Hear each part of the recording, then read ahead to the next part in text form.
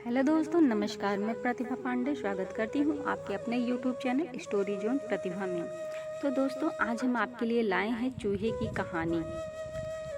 रात को घी लगी रोटी का एक टुकड़ा चूहेदानी में रखकर हम लोग सो जाते थे। रात को लगभग 11-12 बजे खट की आवाज़ आती तो हम समझ जाते थे कि कोई चूहा फंसा है। पर चूंकि उस जमाने में बिजली उतनी नहीं आती थी तो हम लोग सुबह तक प्रतीक्षा करते थे। सुबह उठकर जब हम चूहेदानी को देखते थे तो उसमें कोने में हमें एक चूहा फंसा हुआ मिलता था। हम हिंदू चूंकि जीव हत्या से परहेज करते हैं, इसलिए हमारे बुजुर्ग उस चूहेदानी को उठाकर घर से दूर किसी नाले के पास ले जाते थे और वहां जाकर उसका गेट खोल देते थे ताकि वो चूहा वहां से निकलकर भाग जाए। मगर हमें ये देखकर बड़ा ताज्जुब होता था कि गेट खोले जाने के बावजूद भी वो चूहा वहां से भागता नहीं था, बल्कि वही कोने में दुबका रहता था। तब हमारे बुजुर्ग एक लकड़ी लेकर उससे उस चूहे को धीरे से मारते थे और भाग भाग की आवाज लगाते थे, पर तब भी वह चूहा अपनी जगह पर से टस से मस नहीं होता था। बार बार उसे लकड़ी से मारने और शोर करने के बाद वो चूहा निकल कर भागता था। जब तक अक्ल कम थी, हमेशा सोचता था कि गेट खुला होने के बाद भी ये चूहा भागता क्यों नहीं। पर बाद में जब अक्ल हुई तो समझ आया कि रात के 11-12 बजे चूहेदानी में कैद हुए चूहे ने सारी रात उस कैद से बाहर निकलने की कोशिश की होगी। हर दिशा में जाकर प्रयास किया होगा, पर जब उसे ये एहसास हो गया कि अब इस कैद से मुक्ति का कोई रास्ता नहीं, तो थक हार कर उसने अपने दिलो दिमाग को ये समझा दिया कि अब मेरा भविष्य इस पिंजरे के अंदर ही है। इसी कैद में मुझे जीना है और मरना है। इसलिए सुबह जब चूहेदानी का गेट खोल भी दिया गया तो भी उस चूहे का माइंड सेट यही बना हुआ था कि मैं तो कैद में हूँ, मैं तो गुलाम हूँ, मैं बाहर निकल नहीं सकता। इस माइंड सेट ने उसे ऐसे बना दिया कि वो सामने खुला गेट और मुक्ति का रास्ता दिखते हुए भी उसे नहीं दिख रहा था। अपना हिंदू समाज भी ऐसा ही था। हजारों सालों की गुलामी में हमने आज़ादी के लिए बहुत बार प्रयास किए, पर आज़ादी नहीं मिली।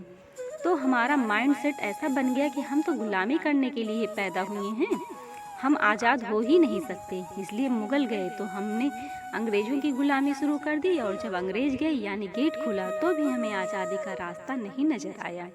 हम एक वंश की गुलामी में लग गए। वंश की गुलामी करते करते इतने गिर गए कि हम में गुलामी करने को लेकर भी प्रतिस्पर्धा होने लगी। कौन सबसे बेहतर गुलामी कर सकता है।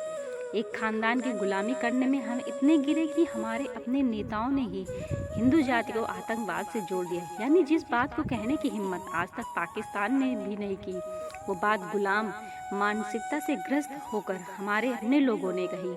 हम चूहे वाली माइंडसेट में थे, इसलिए समुचित प्रतिकार नहीं कर सके तो उनका हौसला और बढ़ा। फिर श्री राम और श्री कृष्ण को मिथक चरित घोषित कर वो राम सेतु जैसे हमारे आस्था केंद्रों को जो तोड़ने की ओर बढ़े। तो अगर आपको हमारी ये चूहे और गुलामी से जुड़ी जानकारी अच्छी लगी हो तो प्लीज़ कमेंट करना मत भूलिएगा। तो दोस्तों, आगे की कहानी हम शुरू करते हैं। फिर श्री राम और श्री कृष्ण को मिथक चरित घोषित कर वे राम सेतु जैसे हमारे आस्था केंद्रों को तोड़ने की ओर बढ़े। फिर हमारे भाई बंधुओं का हक छीनकर मजहबी आधार पर आरक्षण की घोषणाएं करने लगे। फिर एक दिन ये घोषणा कर दी कि जिस देश को तुम्हारे पूर्वजों ने अपने खून से सींचा है, उनके संसाधनों पर पहला हक तुम्हारा नहीं है। हम अब भी उस चूहे वाली माइंडसेट में थे, इसलिए फिर एक दिन उन्होंने कहा कि हम लक्षित हिंसा बिल लाएंगे और साबित करेंगे कि तुम बहुसंख्यक हिंदू जुल्मी हो, दंगाई हो, देश के मासूम अल्पसंख्यकों पर अत्याचार करने वाले हो। इसलिए तुम्हारे लिए एक सख्त सजा का प्रावधान रखा जाएगा। इस अंतहीन काली रात के बाद अब सुबह हो गई थी। लकड़ी लेकर हम जागने वाला एक आदमी आ चुका था, जो हमें बता रहा था कि अब हम बहुत हो चुका, कैद से निकलो, गेट खुला हुआ है। उस आदमी ने पूरे देश में घूम घूम कर हमें गुलामी वाली लंबी निंद्रा से जगाया। हमारे सामने खुला दरवाजा दिखाया। हम जगने लगे और 16 मई 2014 को गुलामी वाले कैद से निकल गए।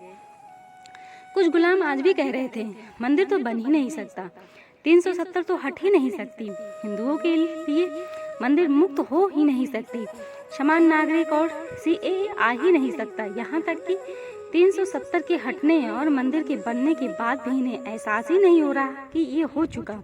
गुलामी में रहने के कारण इन्हें अभी भी अंधेरा कायम रहे की रट लगाए हैं। जो आज भी पिंजड़े से नहीं निकल रहे हैं उनसे भी निवेदन है कि अब तो निकल जाइए। वैसे तो हम तो दरवाजा हमेशा के लिए तोड़ चुके हैं, आपको समझाने की जरूरत नहीं।